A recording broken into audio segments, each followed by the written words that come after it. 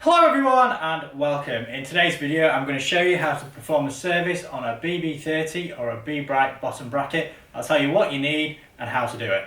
So these are the things you're going to need. You're going to need a flathead screwdriver, a couple of spanners, a press, a removal tool, some activator and retaining compound if you've got a carbon frame, or just retaining compound if you've got an aluminium frame.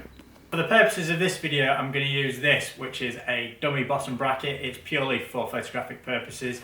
The width is 68mm and the hole through the middle of it is 42mm, and it has the same geometry as a BB30 bottom bracket.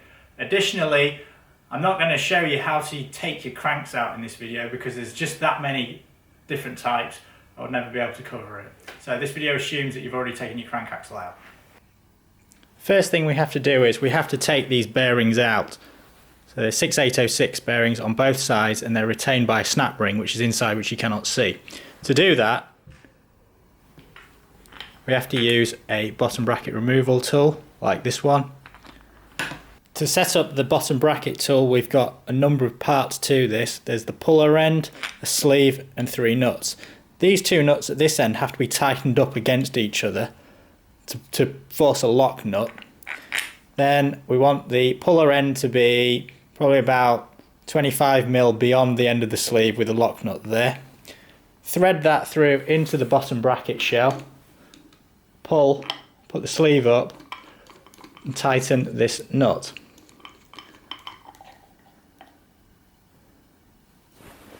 So before we go any further, we're going to just tighten these lock nuts up with a spanner.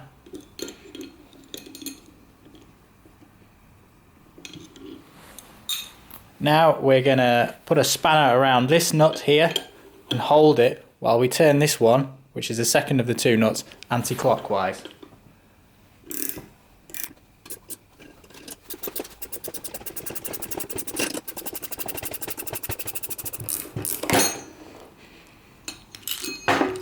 And the bearing comes out.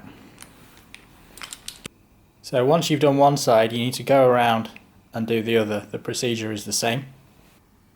Once both bearings are removed, you will have a shell that looks something like that. Inside you should be able to see 2 snap rings. Now the type of snap rings that you have may vary. These are smally snap rings, which are the Cannondale specification.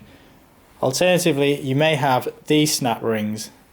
These are not the Cannondale specification and these can actually impinge on your bearing, so I do not recommend them. If you've got these snap rings, you will need some circlip pliers to pull them out. These snap rings are in good condition, but I'm going to pull them out anyway just to show you, so I can show you. Just get a screwdriver in underneath.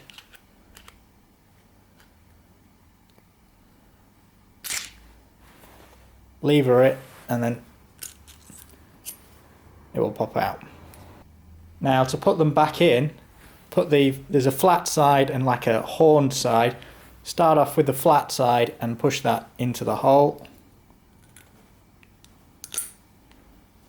Then push the horn side in afterwards and it will snap in afterwards. Make sure this is clean. Now I need to get our replacement bearings and I've got them pushed slightly into the bottom bracket shell. When they're sort of 2mm in, what we need to do is we need to put a bit of retaining compound, or retaining compound and activator if you've got a carbon frame. Only need a small amount. Now the capillary action will send it going round the circumference of the bearing, but to give it a bit of a helping hand, just use your finger. Again, make sure it's clean. Then we need to get our press out. So this one is 2 flat plates, 2 nuts.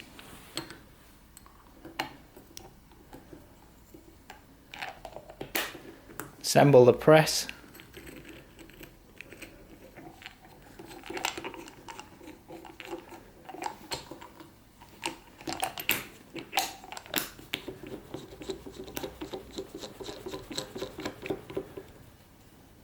And now we need to tighten the 2 nuts. So we just start tightening away.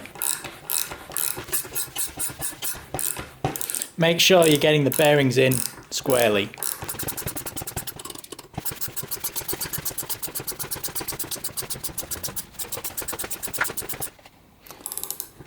Get to a certain point where you can no longer push it in.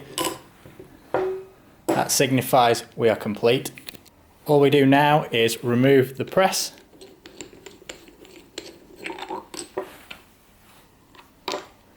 And that's it. New bearings, complete. Just clean the surface around here of any dirt and debris. So that's the end of this video. I hope you found it useful. Please check out the hambini.com website and subscribe to my channel. I also have some other videos on bicycle maintenance and engineering and that kind of stuff. Thank you, and until next time.